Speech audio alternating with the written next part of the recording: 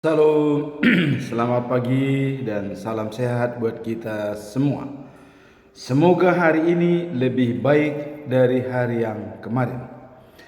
Firman Tuhan pada hari ini di hari yang ke-227 diambil dari kitab Tesalonika pasal 5 ayat 5.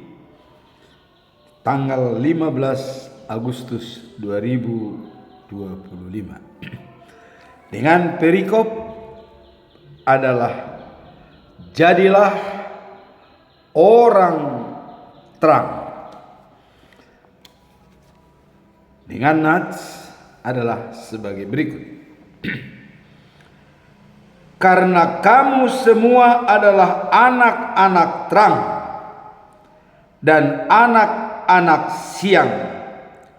Kita bukanlah orang-orang malam atau orang-orang kegelapan. Itulah firman Tuhan pada hari ini. Dan kita tetap menyampaikan pedoman kita selama bulan Agustus tahun 2025. Ini selalu kita munculkan dengan topik hidup baru adalah merdeka dalam perbudakan dosa dan takut akan Tuhan. Bebas dari perbudakan dosa dan takut akan Tuhan. Hal ini dijabarkan dalam Kolose pasal 3 ayat 9 sampai dengan 10. Berhentilah berdusta, karena sudah manusia baru, selalu memperbaharui diri sesuai dengan sifat dan gambar Allah yang melekat pada diri kita. Jadi mengapa kita harus memperbaharui diri setiap saat? Karena kita adalah diciptakan sesuai dengan gambar Allah. Dan apa yang mau kita perbaharui setiap saat? Hidup baru selalu memperbaharui. Pertama, spiritual capital, hubungan utara sejati kita, yaitu Tuhan. Kita harus utamakan spiritual capital, harta daripada rohani kita. Dengan utara sejati adalah Tuhan. Komunikasi dengan Tuhan setiap hari, bahkan setiap saat. Itu yang pertama.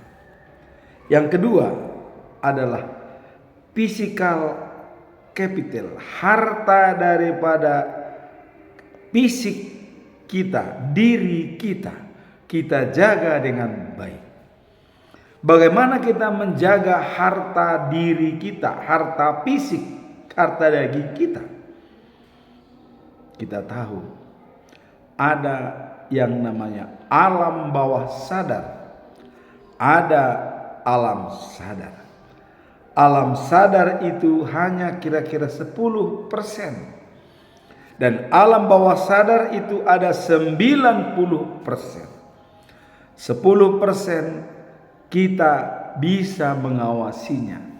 Tapi 90% adalah hak prerogatif daripada Tuhan Allah untuk menggerakkannya. Seperti contoh, jantung bekerja 24 jam. Ginjal bekerja dalam 24 jam. Hati bekerja dalam 24 jam. Semua perangkat-perangkat di dalam diri kita, alam bawah sadar, bekerja 24 jam.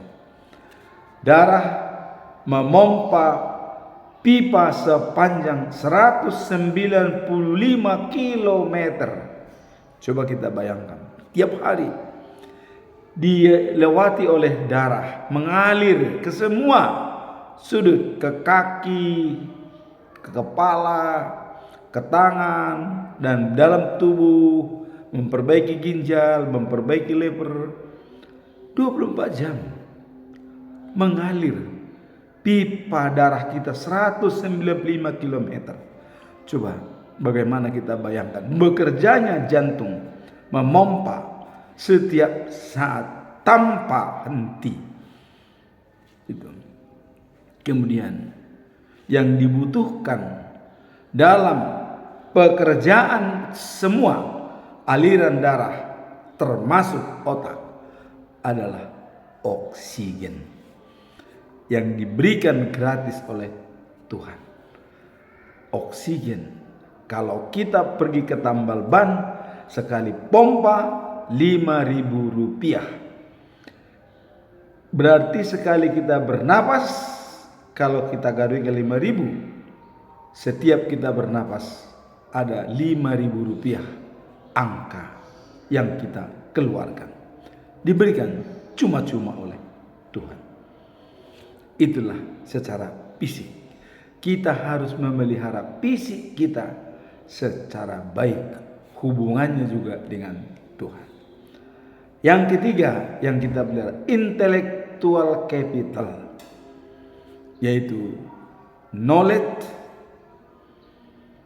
attitude, dan skill. Pengetahuan, attitude, sikap dan perilaku, dan juga adalah keterampilan. Keterampilan kita dalam berbicara, bertindak, dan berperilaku harus kita jaga dengan baik. Itulah namanya intellectual capital, harta kekuatan kita. Harus kita pelihara setiap hari. Kemudian yang keempat adalah social capital. Komunitas kita berhubungan dengan orang lain, berinteraksi dengan sesama, membangun komunitas yang baik sebagai konsepsi sistem. Apa itu konsepsi sistem? Saling mendorong, saling berhubungan, saling menentukan, saling mempengaruhi, dan saling berkasih-kasihan antara yang satu dengan yang lainnya. Itulah namanya social capital. Kemudian hidup dan merdeka dari apa yang disampaikan oleh Salomo dalam buku Amsal. Amsal 6 ayat 16 sampai dengan 19. Harus merdeka dari sikap yang sombong. Kita mengetahui sikap sombong saja sudah dibenci oleh Allah, apalagi sombong. Sudah tidak jelas lagi.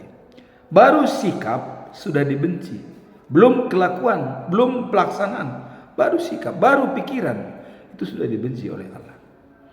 Nah kemudian dalam tindakan mulut selalu berbohong. Nah, ini sudah pelaksanaan. Tadi sikap, sekarang sudah pelaksanaan. Mulut yang berbohong dibenci oleh Tuhan. Kemudian tangan yang mencederai atau membunuh orang yang tidak bersalah, tidak ada rasa keadilan, jadi sudah pelaksanaan. Tangan yang membunuh orang yang tidak bersalah. Nah kemudian otak yang merencanakan, nah ini juga rencana. Otak yang merencanakan hal-hal yang jahat itu sudah dibenci oleh Allah. Kalau ada otak kita merencanakan hal-hal yang kurang baik, itu sangat dibenci dan tidak dibiarkan oleh Tuhan Allah. Kemudian kaki yang bergegas menuju kejahatan, ini juga tidak disukai oleh Tuhan Allah. Kita selalu rajin ada di sana hal-hal yang pertemuan perkumpulan, misalnya ada judi online atau ada main judi, main kartu, kita bergegas pergi ke sana. Bahkan kita terpengaruh setiap saat. Pergi karena iblis juga mengatakan, udahlah, kamu itu ketenangan. Alasan kita adalah hiburan. Banyak orang mengatakan main leng, main kartu alasan hiburan. Apakah tidak ada hiburan lain selain daripada harus kadang-kadang 24 jam main leng? Itu bukan hiburan. Dan itu adalah pelarian yang negatif. Ya, pelarian yang negatif. Nah, jadi kita harus jaga dengan baik. Jangan sampai kita rajin menggapai atau aktif kita dalam pekerjaan-pekerjaan yang bertentangan dengan kehendak Tuhan. Kita hindari. Nah, kemudian mulut yang selalu atau terus menerus, saksi yang terus menerus berdusta. Saya sudah jelaskan beberapa hari yang lalu, ini adalah pada saat Isabel menciptakan orang yang berdusta waktu mau merebut kebun anggur Nabot, sampai diciptakan 2 saksi untuk bisa Nabot dihukum mati, sehingga mereka mengambil kebun anggur Nabot oleh Raja Ahab. Ini juga tidak disenangi oleh Allah, sangat dibenci. Yang terakhir, yang ketujuh, paling sering mungkin ini secara tidak sadar kita lakukan, yaitu adalah kita menimbulkan permusuhan di antara teman. Sepele, tapi sangat-sangat dibenci oleh Allah. Dan saat ini juga banyak di antara etnis bisa menimbulkan permusuhan antara keluarga, termasuk di dalam menentukan silsilah tarombo, kerti di dalam Parna, si 2 opu dan si 5 opu. Dari dulu sudah berjalan si 5 opu, tapi muncul tahun 2020 si 2 opu ini menimbulkan pertengkaran dan permusuhan di antara saudara. Hindari. Kembalilah kepada awal mulanya yang sudah ditentukan dalam si 5 opu, dan juga dia berada di sana dalam satu keturunan dari anak Raja Nebukadnezar. Ini saya tidak mau menyalahkan siapa-siapa, tapi dalam Alkitab mengatakan jangan menimbulkan pertengkaran atau permusuhan di antara bersaudara. Mari kita hidup rukun dan damai. Sungguh indah apabila saudara hidup rukun. Mazmur pasal 133 ayat yang pertama. Nah, kemudian kita setelah mengetahui adanya yang dibenci Allah dan adanya tugas kita setiap hari untuk say hello, sekarang ada 3 tantangan besar yang harus kita selesaikan dengan baik kalau kita mau memperbaharui diri untuk meninggalkan perbudakan dosa. Pertama, selera dan nafsu. Bisa karena selera keluarga bercerai, berpisah. Contoh, saya sampaikan ini beberapa kali contoh. Ada selera. Pada saat suami istri dalam menjalin hubungan atau pacaran, mereka tidak sampai membicarakan hal-hal selera dan nafsu. Kayaknya mereka membicarakan yang baik-baik saja. Yang enak-enak berkeluarga itu adalah enak dan bahagia. Pada suatu saat ada persoalan dalam keluarga, dimulai masalah selera. Dan mereka punya kebun, ada bunga. Namun mereka menghadapi tantangan dalam proses memperbaiki dan memoles bunga tersebut, timbul suatu ide. Pertama, yang peduli dari istri. Dia sangat peduli, kalau laki-laki tidak begitu peduli. Tapi istri sangat peduli, care dengan bunga-bunga yang ditanam. Dia berbicara, "Pak," katanya, "kalau di sini saya kira sebaiknya Bapak yang menyiram bunga setiap hari. Luangkan waktu." Dan ini dikatakan karena dia punya latar belakang di keluarganya. Si istri ini yang menyiram bunga setiap pagi adalah ayahnya di rumahnya, di keluarganya. Ini mau dibawa di dalam keluarga mereka. Role modelnya mau dibawa dalam keluarga. Datanglah si pihak suami. "Tidak, Dek," katanya. Yang menyiram bunga di sini adalah pihak istri yang tahu persis merawat dan mengetahui perkembangan bunga. Karena dia melihat latar belakang di keluarganya selalu ibunya yang menyiram bunga rajin setiap pagi. Bapaknya cukup baca koran dan juga minum kopi dan juga mungkin dan lain-lain, nonton TV. Tapi ibunya sudah menyiram bunga sampai selesai. Bahkan jam 4 pagi sudah menyiram bunga. Dia bilang seperti itu. Lantas timbul persoalan. Datang si istri. "Oh, tidak. Itu harus Bapak yang menyiram. Saya kan menyiapkan di dapur, menyiapkan makanan, ngurus anak-anak. Harus Bapak yang nyiram." Datang si bapak. Pada saat anak-anak tidur, di situ kau siram. Kan ada waktumu. Jangan kau bilang hanya aja. Kalau masak kau sudah bikin, saya bisa lihat. Kamu tidak usah berhenti menyiram bunga. Tidak ada persesuaian antara kedua dengan latar belakang yang berbeda, si bapak dan si ibu. Mereka masing-masing membawa latar belakang di keluarganya yang menjadi aturan di rumahnya.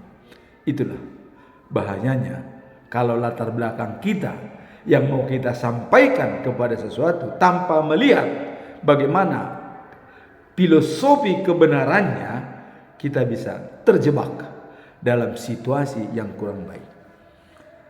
Sehingga mereka bertengkar, terjadi percekcokan, tidak ada persesuaian.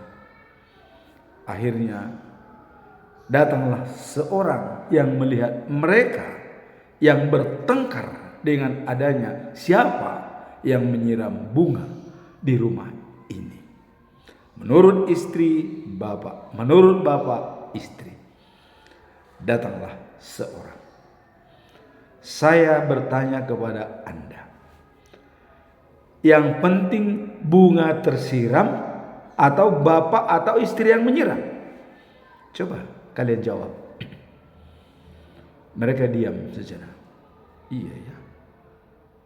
Rupanya tidak peduli siapa menyiram, yang penting bunga tersiram. Sekarang, kalaupun Anda bawa di sini tukang kebun untuk menyiram bunga, tidak masalah. Kan tidak persoalan. Siapa harus menyiram bunga? Tidak ada aturan. Tidak lebih baik kalau bapak menyiram atau ibu menyiram bunga itu lebih baik, tidak. Yang penting bunga tersiram. Nah sekarang apa yang kalian permasalahkan? Kalau ada waktumu siram, ada waktu bapak siram, toh tidak ada risiko apa-apa. Akhirnya mereka sependapat. Oke, kalau begitu siapapun menyiram bunga tidak jadi masalah. Jadi jangan kita bawa-bawa pengalaman di tempat lain, latar belakang kita itu menjadi aturan di tempat kita. Kalau di orang Batak ini, dalam adat Batak di sini dikatakan si dapur solup naro. Tidak bisa dibawa solup dari tempat lain menjadi solup kita. Demikian juga dalam keluarga. Kita berdua di situ si dalam solup dalam keluarga itu. Jangan kita bawa solup kita waktu kita pemuda, dan si perempuan juga solup dia waktu dia gadis di tempat keluarganya. Mari bangunlah solup itu sesuai dengan firman Tuhan yang diberikan pada saat kita pernikahan. saling memahami kekurangan dan kelebihan, dan menerima kelebihan dan kekuranganmu dari sepenuh hati. Itu yang intinya. Jadi disinilah dikatakan perlunya saling menyelesaikan tantangan besar dalam hidup kita, adalah selera dan nafsu. Jangan sampai gara-gara selera kita bertengkar. Jangan hanya karena nafsu yang besar menghalalkan segala cara. Jangan. Kelola dengan baik. Dan yang penting adalah buka paradigma yang luas, kerangka berpikir. Berikan space yang ada dalam otak kita. Apabila tidak sesuai dengan harapan kita dan ekspektasi kita dalam suatu hal, rubah paradigma kita. Itu yang pertama. Yang kedua, kesombongan dan kepura-puraan. Bagaimana kesombongan dan kepura-puraan? Ini sering terjadi bagi teman-teman kita di Toba, ya, berbicara di Lapo Tuak, ya, seharian mereka membicarakan pertempuran antara Israel dan Palestina, membicarakan tentang kehebatan Donald Trump di Amerika. Seolah mereka tahu persis keadaan Palestina dan tahu persis keadaan Donald Trump. Itu hebat Donald Trump. Dia seorang Yahudi tulen, memperjuangkan kebutuhan Yahudi. Padahal mereka hanya di Lapo Tuak. Begitu pulang ke rumah, dapur tidak ngebul, tidak ada makanan. Inilah dikatakan kesombongan dan kepura-puraan. Artinya kesombongan yang hampa. Artinya membicarakan sesuatu yang hebat didengar, tapi tidak ada artinya bagi mereka. Hati-hati, kelola dengan baik. Dan yang ketiga adalah aspirasi dan ambisi. Bagaimana bisa terjadi? Jangan sampai karena ambisi kita menghalalkan segala cara. Karena aspirasi kita lupakan keluarga dan kita fokus pada itu. Jangan. Kelola dengan baik. Persuasif jalan keluarnya. Nah, kemudian fokus hidup kita. Di sini saya berulang-ulang mengatakan, bagaimana setelah kita menguasai daripada 3 tantangan besar tadi yang bisa kita kendalikan dengan baik, kita fokus, yaitu berpikir, berdoa, berusaha, dan berbuat. Jadi kalau orang berpikir adalah penentuan nasib kita.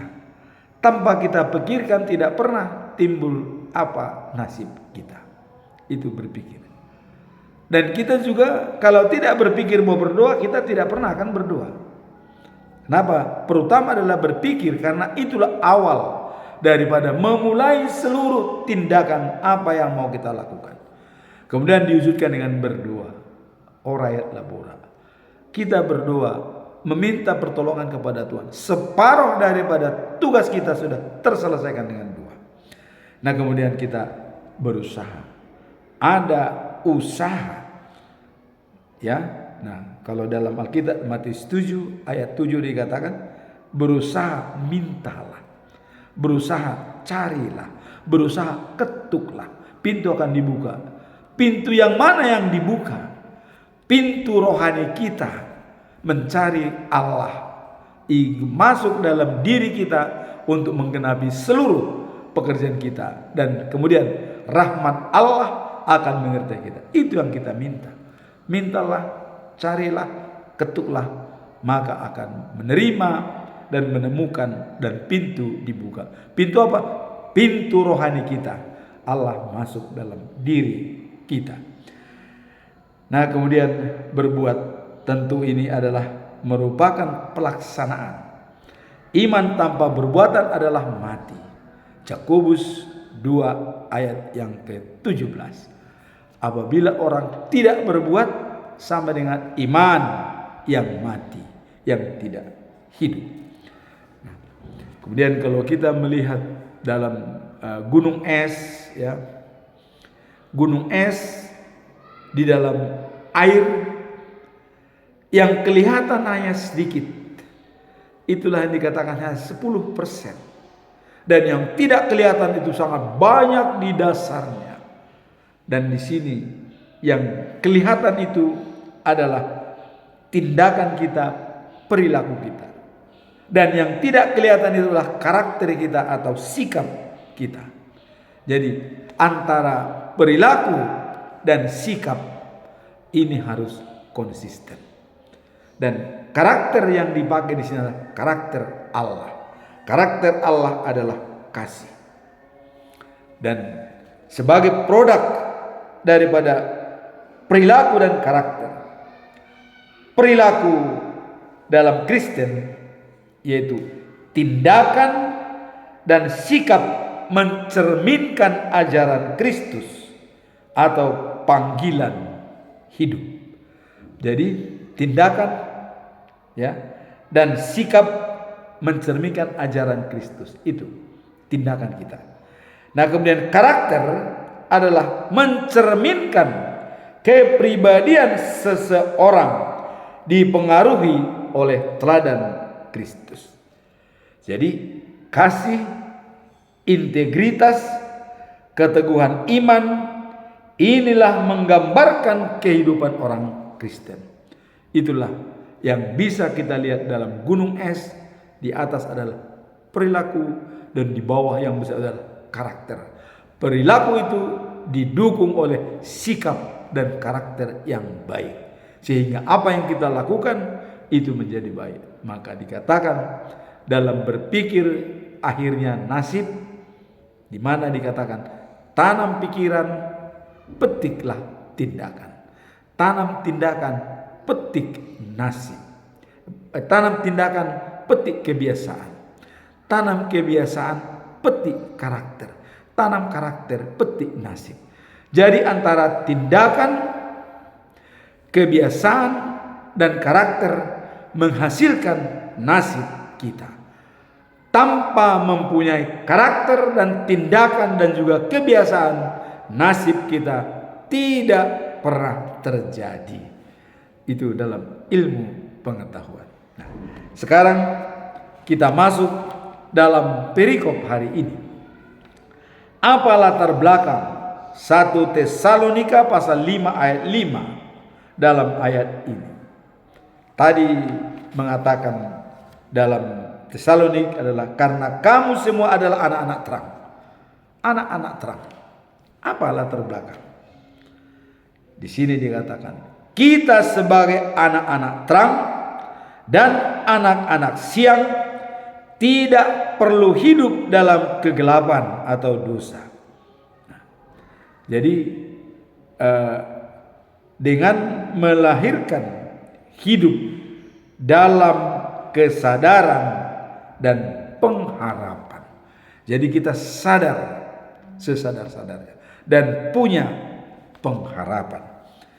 Nah, ini identitas orang percaya menjalankan hidup cemerlang sesuai iman kita pada Tuhan Yesus Kristus.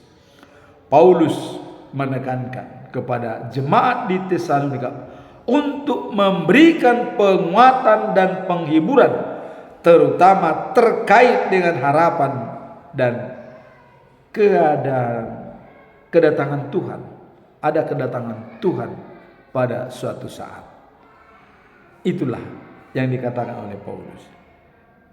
Jadi di pasal sebelumnya sebelum ayat ini, Paulus ingatkan dengan jemaat selalu waspada dan berjaga-jaga kedatangan Tuhan seperti pencuri malam pada malam hari.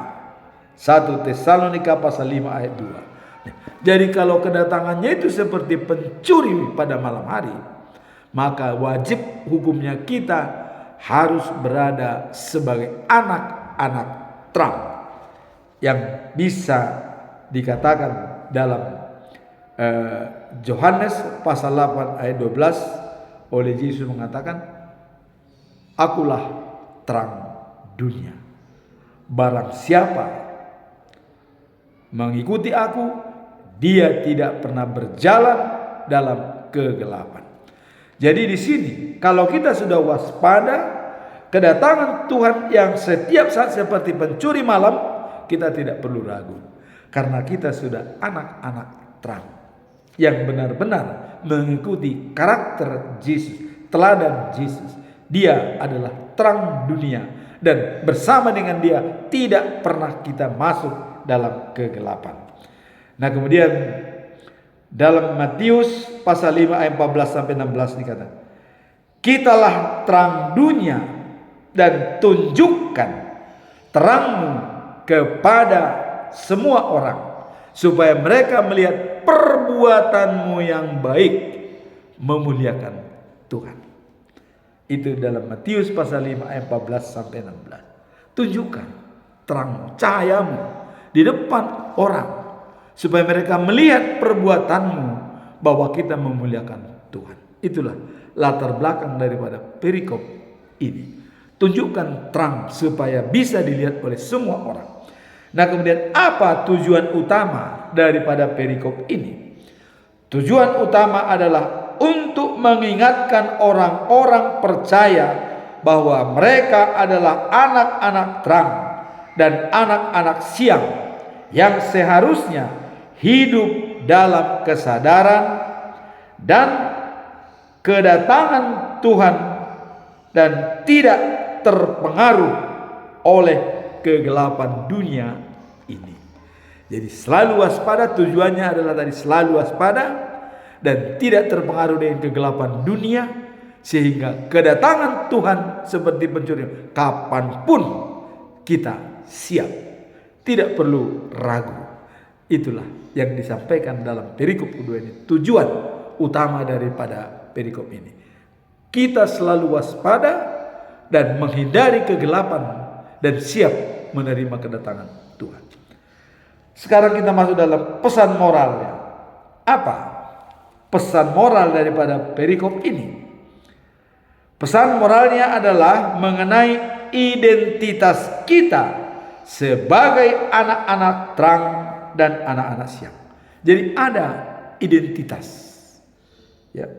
Nah, di mana mengingatkan kita untuk hidup dalam kebenaran, menjaga integritas, serta memerangi dunia dengan sikap dan perilaku yang mencerminkan kasih dan kebenaran Kristus. Jadi menerangi dunia, kita menjadi terang bagi dunia dengan dasar kasih daripada Kristus. Karena kita tadi dikatakan waspada, tujuannya adalah waspada dan berani melawan kegelapan dan siap kedatangan Tuhan. Pesan moralnya, kita tunjukkan identitas kita yang punya integritas serta dapat menerangi dunia. Kita sesuai dengan kata perbuatan, tidak menye-menye, ya. Jadi itulah pesan moral daripada perikop ini. Jadi yang paling utama adalah menekankan identitas kita sebagai anak-anak terang dalam Kristus. Itu pesan moralnya. Tunjukkan identitas kita sebagai anak terang di dalam Yesus Kristus. Kita tunjukkan kepada orang lain. Cahaya kita bersinar, dilihat oleh orang kebaikan kita, memuliakan dan memuji Tuhan. Sekarang apa implementasi daripada perikop ini? Bagaimana penerapannya? Nah, implementasinya dapat dilihat dalam cara mengatasi hidup sehari-hari. Ini dalam kehidupan sehari-hari. Perlu kita tunjukkan sebagai anak-anak terang, kita diharapkan untuk mencerminkan karakter Kristus melalui tindakan dan kata-kata kita. Jadi dalam tindakan dan kata-kata kita sesuai dengan karakter Kristus. Karakter Allah adalah kasih. 1 Yohanes pasal 4 ayat 8. Allah itu kasih. Barang siapa tidak memiliki kasih, tidak mengenal Allah. Maka itulah pentingnya kita menjalankan karakter Allah. Dan sebagai implementasi dalam tindakan dan perilaku kita jalankan sebaik-baiknya. Nah, kemudian kalau kita melihat 1 Yohanes pasal 1 ayat 7. Tetapi jika kita hidup dalam terang, sama seperti Dia ada dalam terang, maka kita beroleh persekutuan seorang dengan yang lain, dan darah Yesus anaknya itu menyucikan kita dari segala dosa. Jadi di sini dikatakan bahwa jika kita hidup dalam terang, sama seperti Dia adalah dalam terang. Karena Yesus sendiri adalah terang dunia. Kedatangannya adalah untuk menerangi dunia dan membela orang yang tidak berdaya. Itulah ciri khasnya. Dan kita sudah ditebus dengan darahnya, dengan kematiannya kita diselamatkan. Itulah hari ini yang bisa kita lihat ayatnya. Latar belakangnya adalah kita sebagai anak terang harus mengikuti karakter Allah. Dan tujuan utamanya kita harus selalu waspada dan berjaga-jaga untuk menghindari kegelapan, sehingga kedatangan Dia menjadi jelas. Kemudian pesan moralnya, kita tunjukkan identitas kita dengan sikap dan perilaku dan karakter kita sebagai anak-anak Allah. Berbahagialah orang yang membawa damai, karena dia layak disebut anak-anak Allah. Matius 5 ayat 9. Demikianlah firman Tuhan pada hari ini. Semoga firman ini semakin memberkati kita dalam menjalankan tugas kita masing-masing, terutama antara perilaku dan karakter, untuk menghasilkan nasib kita disesuaikan dengan karakter Allah. Amin. Tuhan memberkati kita.